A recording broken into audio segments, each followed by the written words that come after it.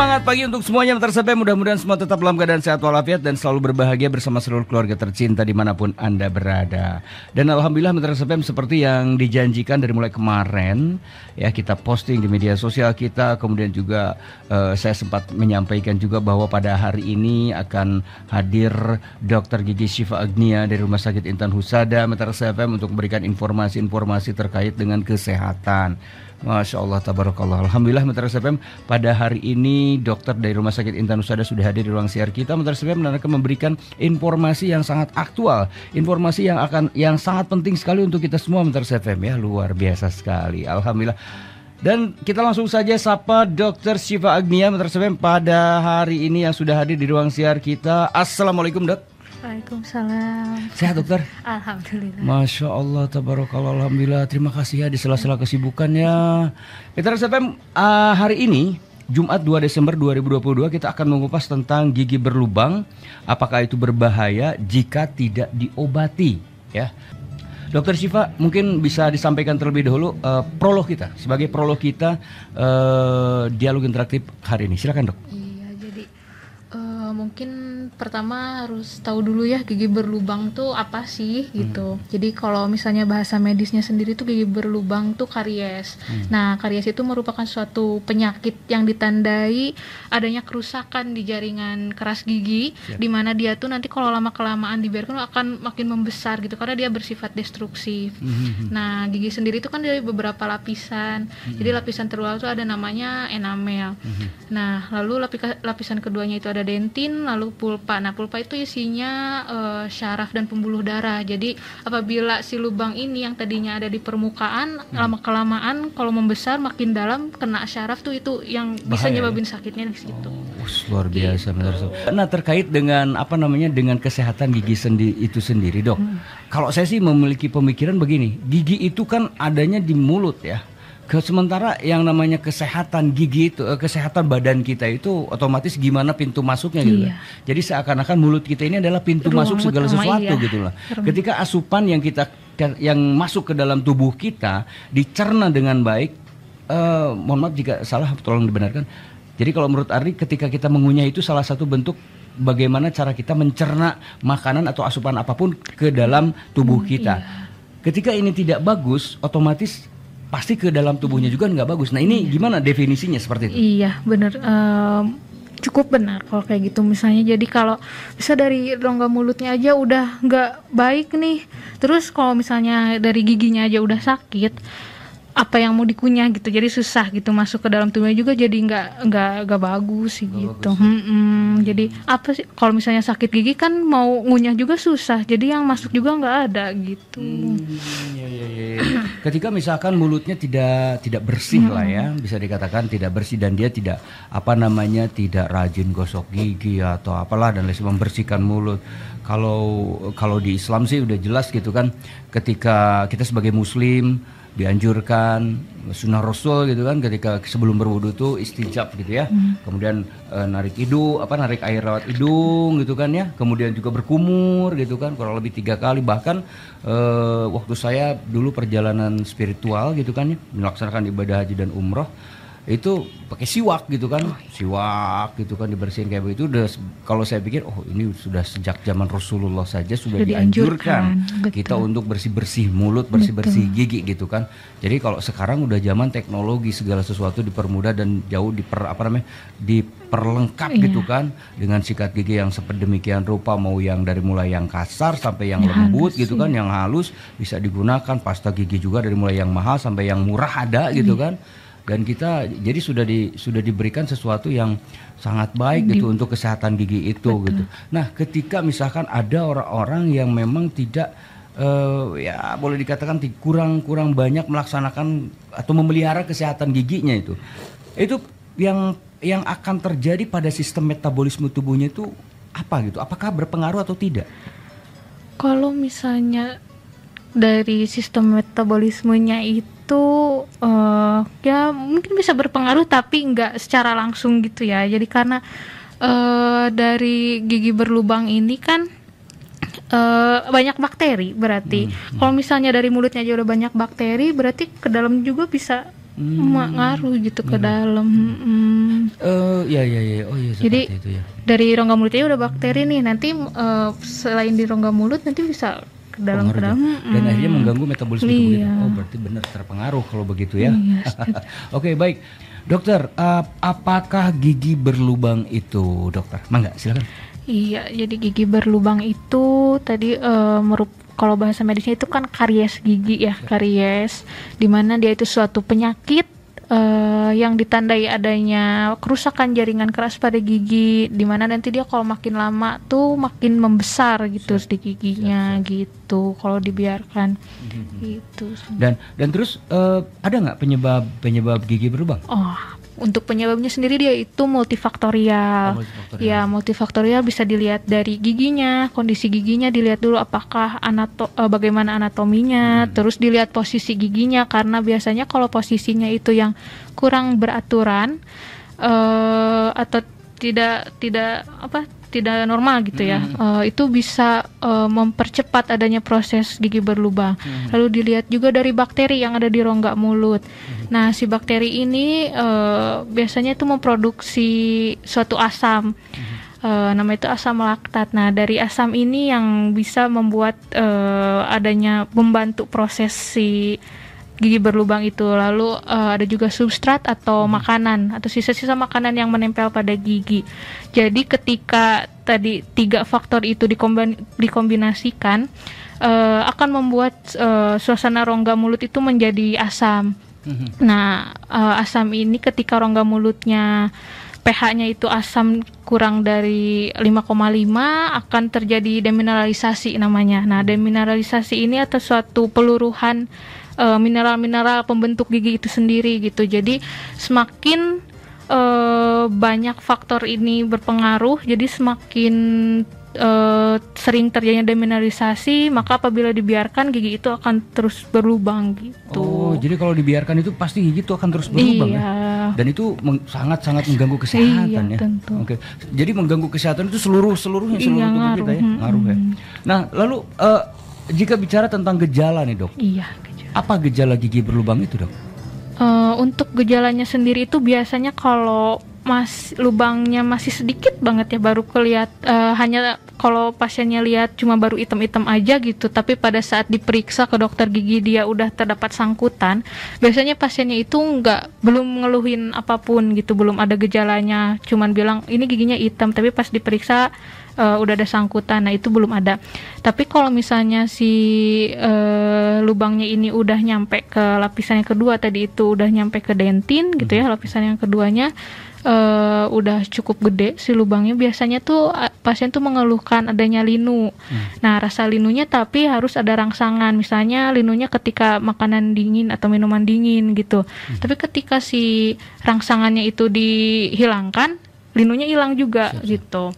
Terus terlokalisasi juga si linunya ini. Jadi pada saat ditanyakan tuh orang tersebut bisa menentukan sakitnya di belah mana. Oh, ini dok di gigi yang ini misalnya kayak gitu. Tapi ketika si lubangnya udah dalam banget, udah nyampe ke bagian saraf sama pembuluh darah, udah terlalu dalam, biasanya sakitnya itu udah berubah lagi. Sakitnya tuh udah nyut-nyutan banget gitu, dan si nyerinya itu sangat sangat sakit banget dan spontan. Jadi meskipun nggak ada rangsangan kayak makanan dingin atau minuman dingin, dia tetap sakit. Jadi kayak misalnya lagi tidur tiba-tiba sakit, atau lagi kerja juga kerasa sakit. Nah, itu biasanya udah dalam banget. Terus nyerinya juga nggak terlokalisasi, jadi nggak bisa ditentuin nih sakit giginya tuh yang mana gitu. Jadi harus benar-benar dilihat dulu gitu. Baik, lanjut dok.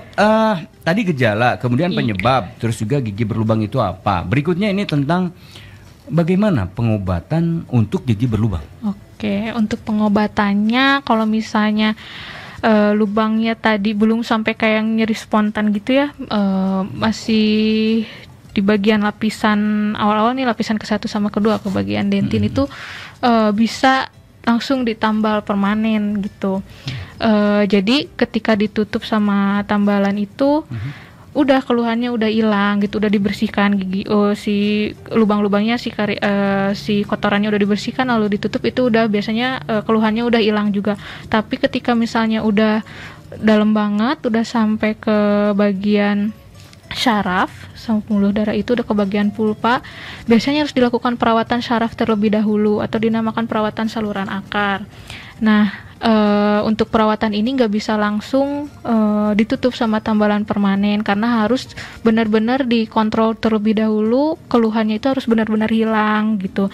Jadi pasiennya juga datangnya harus berkala, biasanya nggak bisa satu kali jadi gitu. Jadi harus kontrol seminggu 2 minggu datang lagi gitu, terus dilihat apakah keluhannya udah hilang. Kalau masih belum hilang dibersihin lagi gitu si saluran akarnya. Nanti kalau misalnya udah hilang baru bisa ditutup sama tambalan gitu. Oh, jadi baru bisa ditutup sama tambalannya. Kecuali kalau giginya udah benar-benar nggak bisa dipertahankan, ya lubangnya udah terlalu besar banget, mau nggak mau harus dicabut gitu. Oke, baik. Terus apakah bahaya jika gigi berlubang tidak diobati sesuai dengan tema kita ini? Oke. Jadi untuk sesuatu kondisi bisa dikatakan bahaya itu kan berarti kalau misalnya berpengaruh terhadap aktivitas sama produktivitas kita ya sehari-hari. Jadi kayak misalnya tidur keganggu, kerja keganggu, atau misalnya jadi makan susah gitu. Kalau misalnya sakit gigi terus nyebabin makan pun susah, jadi kan nggak ada asupan energi yang masuk ke dalam tubuh juga ya. Jadi kayak kitanya lemes, letih gitu. Ya berarti bahaya gitu. Bahaya, ya? Iya, jadi kayak ngaruh ke semuanya gitu. Jadi nggak, ya kita juga nggak konsentrasi gitu sama yang biasanya kita kerjain gitu, keganggu. Tingkat kebahayaannya sampai seperti apa, Dok? Untuk tingkatnya sih bisa menimbulkan misalkan tumor atau bisa. Oh iya, nah itu gitu. Masuknya ke komplikasi berarti ya. Jadi jadi kalau misalnya si lubang ini dibiarkan, ketika dia mencapai ke bagian akar gigi kan, jadi gigi itu dibagi dua ya, ada bagian mahkota sama bagian akar. Ketika si bakterinya itu masuk ke bagian akar giginya, terus tetap nggak diobatin gitu, tetap dibiarin, lama-lama si giginya itu bakal jadi non vital atau udah mati si giginya. Ketika udah non vital ini, si bakteri akan terus bergerak tuh ke bagian ujung akarnya dan terperangkap di daerah situ, di bagian ujung akar. Ketika dia terperangkap di daerah situ, dia akan cari jalan keluar kan, karena ya dia pengen bebas gitu dari daerah situ ya. Jadi dia akan keluar, cari jalan keluar, jadinya abses.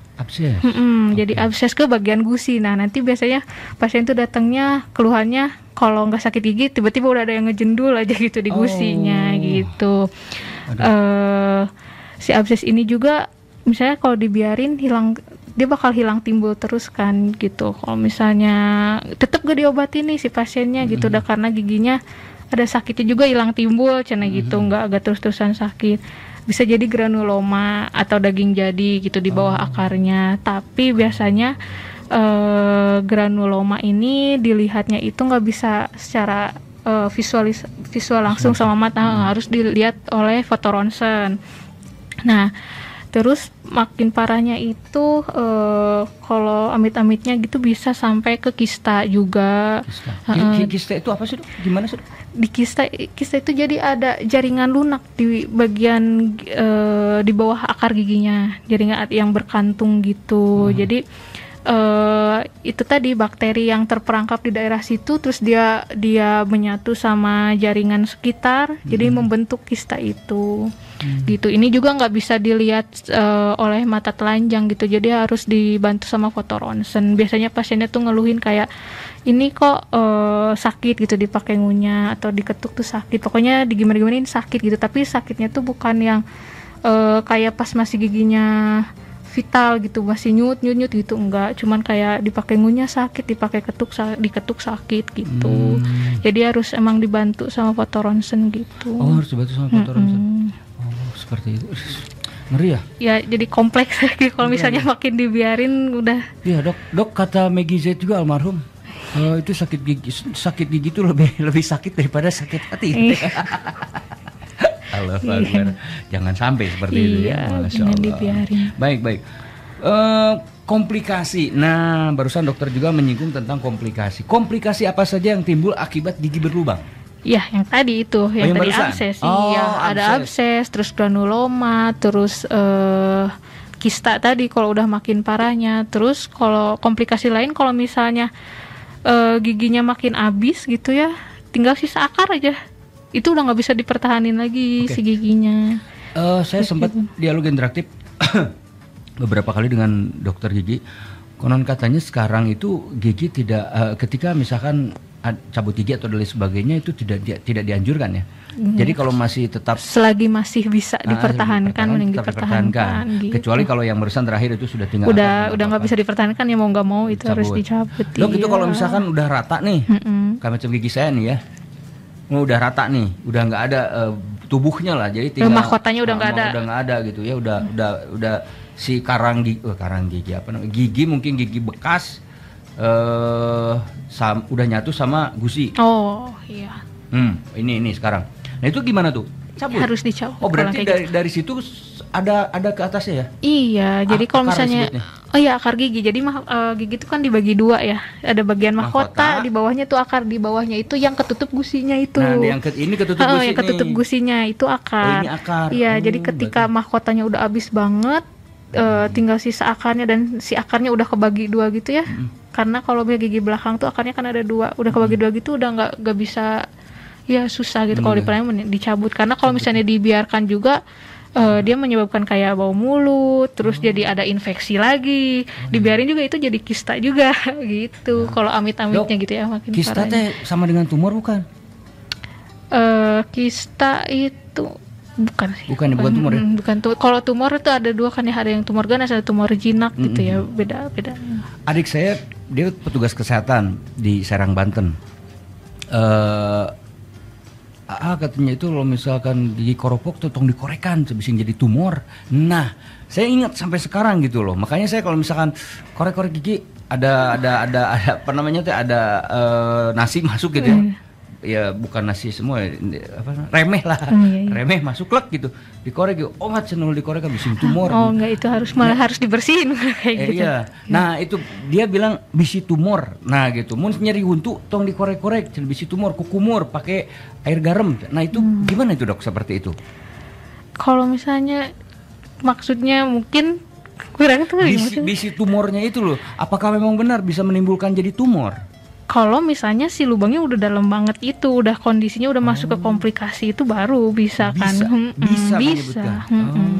Karena tadi dokter memaparkan bla bla bla bla. Iya. Kalau misalnya tumor tuh ada apa ya? Ada kelainan di ada epitel gitu kan, ada kelainan di epitel sih sebenarnya gitu. Ada tumor jinak, tumor ganas, tumor odontogenik gitu. Jadi intinya tetap kita harus waspada dan hati-hati dan harus melaksanakan pemeriksaan kesehatan gigi. Pemeriksaan minimal 6 bulan sekali kan? 6 bulan sekali, dokter. Ya tuh ya. Assalamualaikum, dokter. Saya masih penasaran. Apakah gigi yang tidak rata bisa dikikir atau tidak, Dok? Terima kasih. Gigi yang tidak rata dikikir. Karehol menurutnya. Oh iya, dikikir. Kikirnya tuh kikir. Ya. Gimana? Jadi kalau misalnya secara medis ya, secara medis tuh mungkin di veneer kali ya. Iya, dirata di veneer biasanya gitu. Ada gigi yang karehol gitu ya. Yang satu tinggi, yang satu pendek. Yang pokoknya di depan di belakang gitu ya. Depan belakang gitu. Itu biasanya udah masuk ke ranah spesialis ya kalau kayak gitu. Kalau misalnya mau diratain atau di veneer itu biasanya di veneer diratain kayak gitu, masuknya ke konservasi biasanya. Tapi kalau misalnya tanpa diratain atau dikikir itu bisa ke spesialis ortodonti gitu buat pakai bracket atau behel itu. Harus dilihat dulu sih sebenarnya kondisinya ya kayak gimana, apakah memungkinkan. Kalau dikikir terlalu banyak juga kan linu juga ke giginya gitu ya kalau gigi masih vital. Oke. Jadi seperti itu ya, Ami. Jadi seperti itu ya. Jadi kalau udah tidak rata ya mau gimana lagi, harus diratain pakai behel. Gaya pakai behel. Iya. Aduh, cuman pakai behel itu jadi bibirnya jadi lebih ini ya, maju. Jadi lebih maju ya. Punten tongos ya. Punten heula. Anakku kalau dua gigi atas bawah dirapatkan, balemnya kieu, kok nggak rata, nggak sejajar satu sama yang lain, nyara rengsol. Tapi kalau nggak dirapatkan nampak rapih. yang atas rapi, yang bawah rapi. Oh ya udah Bu, kalau begitu jangan dirapatkan, biar rapi dua-duanya. Apa hubungannya ini dengan posisi rahang atau bibir ya? Gimana katanya dok? Iya. Mungkin harus dilihat dulu, harus tahu dulu itu usia berapa ya, terus giginya, gigi anak atau gigi dewasa gitu, dilihat dulu. Karena kalau anak itu kan masih berubah bentuk rahangnya. Siap. Iya, mungkin bisa berpengaruh juga dari situ gitu, karena emang kalau gigi anak juga bisa kelihatan lebih gede-gede atau kecil-kecil karena rahangnya kan masih kecil, tapi semakin bertambahnya usia gak akan bakal kelihatan jadi seimbang lah gitu. Kalau misalnya emang dari genetiknya gak kelihatan gede gitu, karena ngaruh juga kan bentuk rahang. Masih anak-anak tuh masih bertumbuh gitu, masih kecil rahang, jadi kelihatan giginya kayak nggak rata atau gimana gitu, bisa dari situ. Bisa dari situ. Oke. Jadi harus tahu dulu dari usianya sama itu gigi apa, gigi anak atau gigi dewasanya. Nah itu. Gitu. Berarti kalau misalkan itu gigi anak bisa dibuang. Iya, nanti kan keganti. Ganti sama gigi dewasa. Nah kalau misalkan beda hal dengan gigi dewasa, kalau gigi dewasa memang benar harus dirapihkan. Iya gitu. Kalau misalnya si giginya udah nggak bisa ada pergerakan lagi gitu ya, sama bentuk rahangnya udah nggak akan tumbuh lagi, ya mau nggak mau buat ngerapihinnya harus di behel itu harus diratakan. Pertanyaan di Instagram ya dari Orina Siva. Kang mau tanya, jika penyebab bau mulut itu apa ya? Terima kasih. Penyebab bau mulut ya, banyak faktor juga penyebab siap. Ya. Siap. Pertama bisa dari kalkulus, kalkulus atau karang gigi. Nah, dan si plak-plak yang ditimbulkan oleh bakteri ini kan kalau lama kelamaan juga bisa jadi karang gigi ya kalau nggak dibersihin. Bisa dari situ. Terus bisa juga dari sisa akar gigi yang tersisa nggak dicabut gitu. Lama kelamaan bisa jadi itu juga. Atau bisa juga adanya jamur di dalam di lidah gitu, itu bisa ngaruh juga bau mulut. Jadi banyaklah faktornya gitu. Oh ada jamur. Jamur di lidah biasanya. Makanya kalau misalnya lagi sikat gigi itu jangan lupa lidah juga harus dibersihin, disikat gitu searah ke depan gitu, karena kalau lama kelamaan didiemin biasanya suka ada warna putih-putih tuh di lidah. Nah itu biasanya. Kalau lama kelamaan bisa jadi jamur. Siap. Dari Pak Asep di Pakuwon, selamat pagi dokter. Saya mau bertanya, kalau ada makanan yang misalnya misalnya milidi, terus nyangkut masuk ke dalam gusi, itu tuh nggak akan apa-apa dok, dan nyeri pisan dok rasanya. Terima kasih. Nah, siap. Oke, berarti itu nyelip ya di gusinya. Iya. Benda asing nanti kalau dianggapnya, nanti kalau di dalam gusinya itu nanti dianggap benda asing. Kalau didiemin terus si makanannya selip di situ, bisa juga bikin bengkak ke gusinya. Makanya sakit, bikin bengkak terus gampang berdarah ke gusinya, makanya harus diambil. Iya sih, itunya karena dianggap sama rongga mulutnya benda asing, bukan nggak harusnya di situ gitu. Jadi dia bikin pertahanan lagi, ngasih tahu ini ada sesuatu nih, makanya dikasih sinyal rasa sakit, bengkak, berdarah gitu. Terus diambil gitu. Iya. Oke. Terus dikeluarin. Baik. Dari Biangla 3106, Assalamualaikum warahmatullahi wabarakatuh. Selamat siang Kang Haji Ardi. Selamat siang juga Biangla 3106, juga Ibu Dokter Gigi. Selamat siang. Siap. Dokter mau tanya nih, itu kumannya segede gimana ya, kok bisa bikin gigi berlubang begitu? Dan itu prosesnya pasti lama juga kan dok? Terus herannya bagi si orang yang terkena gigi berlubang, kok nggak berasa gitu loh. Tiba-tiba sakit gigi aja, pas diperiksa giginya bolong. Oke, terima kasih.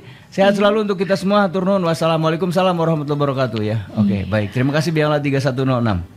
Jadi katanya nih, apakah itu kumannya itu segede gimana sih kok bisa sampai membuat gigi sampai bisa berlubang seperti itu, dan kita tuh nggak kerasa gitu bahwa si kuman tuh lagi ngebikin lubang di situ gitu ya, tiba-tiba nyeri ya gigi kita. Iya, kalau kumannya sendiri namanya juga kuman pasti kecil ya. Cuman banyak atau enggaknya.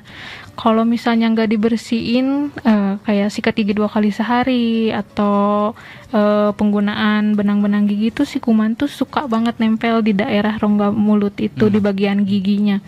Jadi kumannya mah kecil ya, cuman banyaknya gitu. Banyak atau enggaknya si kumannya. Makanya jangan bosen ngedengerin kayak sikat gigi 2 kali sehari teh itu karena terus si kuman tuh terus nambah setiap harinya gitu. Sebenarnya mah kumannya mah hiji baladna nu loba. Jadi dia bikin koloni gitu di rongga mulutnya. Aduh, jadi akhirnya melubangi gigi ya dan bisa sakit. Intinya mah kita harus bisa pandai-pandai merawat kesehatan gigi lah. Salah satunya adalah rajin sikat gigi pagi, siang, pagi, malam. Iya, pagi setelah sarapan sama malamnya sebelum tidur. Pagi setelah sarapan sama malam sebelum tidur. Tuh, itu tuh ya dianjurkan seperti, dan itu juga kita bakal terbebas dari bau mulut.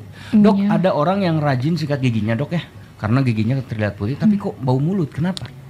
Ya, karena mungkin bisa aja dari karang giginya. Dari karang gigi, kalau sikat giginya rajin tapi caranya salah juga kan si karang gigi tuh nggak akan kebersihin gitu. Karang gigi pun nggak bisa kebersihin cuman hanya dengan sikat gigi. Makanya harus datang ke dokter gigi itu karena dia kan udah membuat karang gitu, udah keras banget, jadi sikat gigi juga susah gitu. Bau mulutnya bisa juga tadi gara-gara ada sisa akarnya gitu. Jadi emang nggak bisa dibayangin kenapa ya udah sikat gigi tapi tetap bau gitu. Harus dilihat lagi gitu rongga mulutnya kayak gimana gitu sebenarnya. Iya. Lanjut lagi, ada Biangla 3614. Dokter, saya mau bertanya. Saya punya kebiasaan setiap selesai makan saya selalu sikat gigi.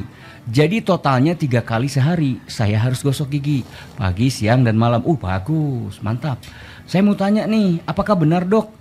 Hal tersebut akan merusak gigi jika setelah makan langsung gosok gigi. Perlukah menunggu jeda beberapa saat atau bagaimana? Iya, betul. Sebenarnya kalau misalnya udah makan tuh jangan langsung sikat gigi. Jadi harus dikasih jeda dulu selama 30 menit lah minimal. Karena ketika kita makan kan suasana rongga mulut itu yang tadi asam. Karena asam, terus langsung aja kita buru-buru sikat gigi. Nah, si pasta gigi ini kan buat ngebersihin gigi tuh ada bahan cukup abrasif lah gitu ya buat giginya. Jadi ketika rongga mulutnya masih asam, jadi terus disikat dia bakal lepas gitu si mineral yang buat pembentuk giginya. Malah kalau keseringan pun udah mah keseringan terus cara sikat giginya salah gitu ya, malah jadinya nggak baik gitu ke giginya gitu. Oke.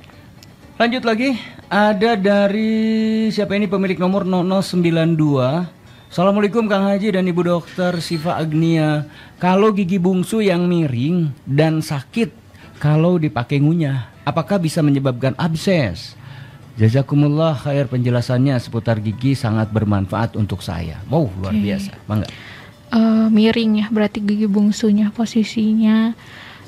Sebenarnya harus dilihat dulu juga dari faktor ronsennya. Kalau misalnya miringnya ini udah miring banget gitu, udah nggak bisa udah nggak kemungkinan nggak bisa lurus lagi gitu. Kalau pas masih tumbuhnya, dia bisa jadi abses.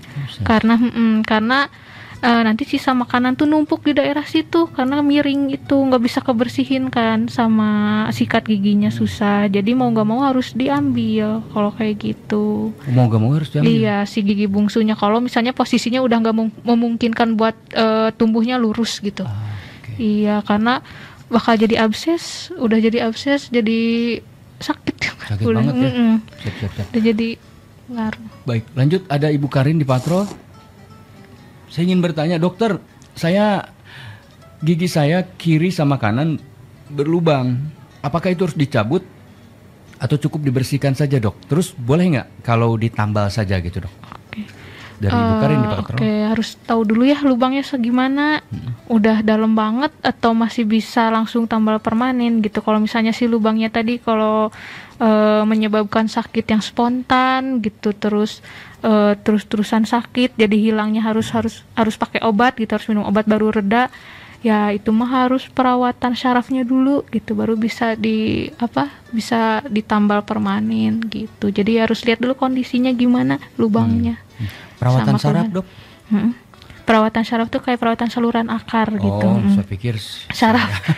sorry, terganggu. Iya, jadi kan kenapa giginya sakit tuh karena di dalam gigi juga ada syaraf-syaraf sama pembuluh darah itu kan, makanya sakit banget tuh dia si kumannya atau si lubangnya udah nyampe ke daerah situ gitu. Assalamualaikum, selamat pagi Om Haji. Siap, selamat pagi Bi.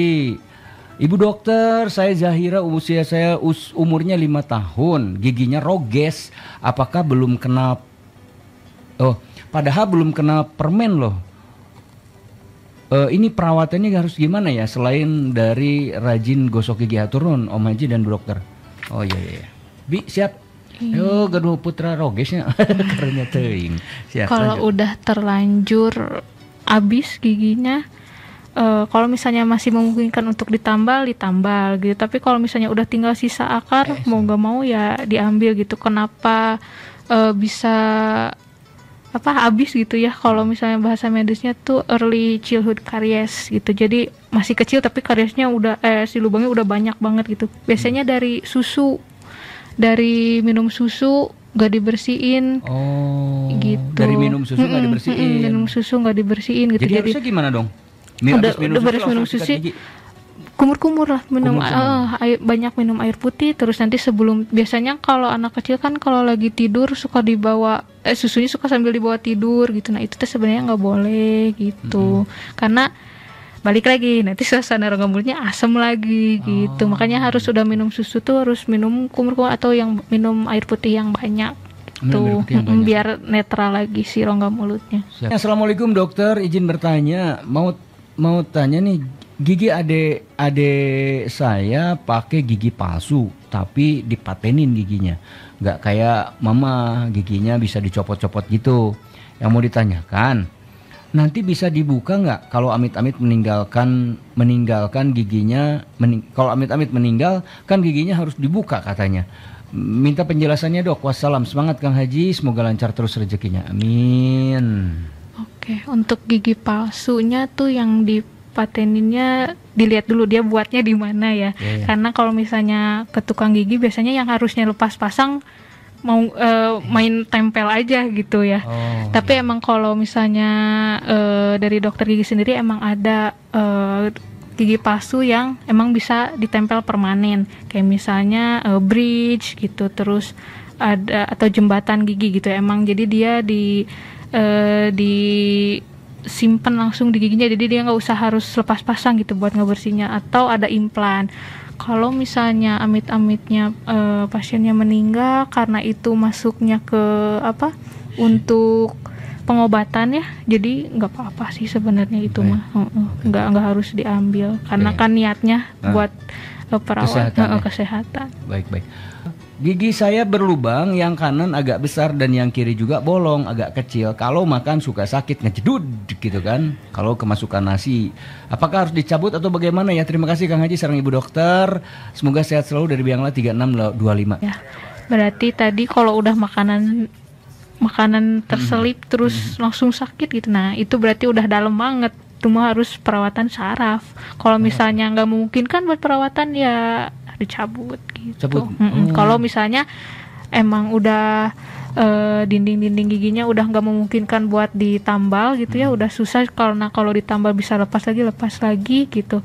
Jadi ya mau nggak mau dicabut aja gitu. Tapi kalau misalnya masih memungkinkan, mending perawatan dirawat gitu biar dipertahanin gitu. Kalau misalnya udah sampai ada keluhan makanan nyelap terus sakit mah biasanya emang udah dalam banget gitu, udah nggak bisa langsung tambal permanen langsung. Ya seperti itu. 3625 seperti itu ya penjelasan dari Bu Dokter. Terima kasih banyak untuk Biangla 3625. Kemudian coba saya cek lagi. Selesai semuanya, alhamdulillah. Ya. Banyak dok yang bertanya. Dan ini waktu juga pas nih, sekarang sudah jam 11. Ya, sudah mau jam 11 ini. Dokter terima kasih banyak, luar biasa sekali ya. Mudah-mudahan apa yang dokter sampaikan bisa menjadi nilai ibadah. Amin. Karena memberikan informasi yang aktual dan faktual kepada masyarakat secara langsung ya, alhamdulillah. Dan masyarakat pun bisa berinteraksi bersama kita, jadi mereka tahu gitu untuk menjaga kesehatan itu seperti apa. Jadi Mitra RSPM, pesan dari saya untuk Anda semua para pendengar setia Radio RSPM Garut, periksakan kesehatan gigi Anda ya, periksakan kesehatan tubuh Anda kepada ahlinya. Dalam hal ini saya kebetulan interaktif bersama dengan Dokter Gigi Syifa. Jadi periksakan kesehatan gigi Anda kepada ahlinya. Dokter, untuk closing statement mangga? Oke, untuk closingannya pertama berarti kalau misalnya udah kelihatan mulai ada item-item nih di gigi gitu, jangan dibiarkan sampai harus ngebentuk lubang dulu gitu. Jadi langsung periksain ke dokter gigi biar cepat-cepat ditangani. Terus dibantu juga di rumah harus sikat gigi 2 kali sehari ya, jangan lupa. Sama pemilihan sikat giginya juga jangan yang terlalu keras karena takutnya nanti ngerusak bagian gusi atau bagian jaringan lunak lainnya. Terus bantu juga sama benang gigi gitu. Iya, karena biasa nggak sedikit gitu kalau si lubangnya itu di bagian sela-sela giginya, malah di bagian antara gigi dan giginya tuh biasanya banyak banget di daerah situ yang jadi lubangnya tuh. Terus penggunaan pasta gigi yang berfluoride biar membantu memperkuat giginya gitu. Terus sama frekuensi mengemilnya juga harus agak dikurangin biar si rongga mulut juga suasananya nggak asam terus, biar netral.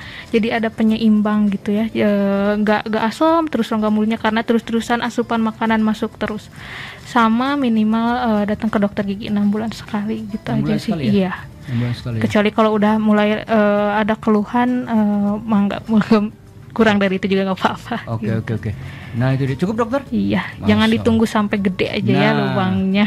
Jangan gitu. ditunggu sampai menganga lubangnya ya. Iya sama, jangan ditunggu sampai sakit banget baru datang gitu, karena kan perawatannya udah jadi lebih kompleks lagi. Nanti lebih besar lagi dia yang keluar. Iya betul. Iya. Oke, terima kasih banyak. Saya pemandu tugas Ardi Wigun undur pamit. Wassalamualaikum warahmatullahi wabarakatuh.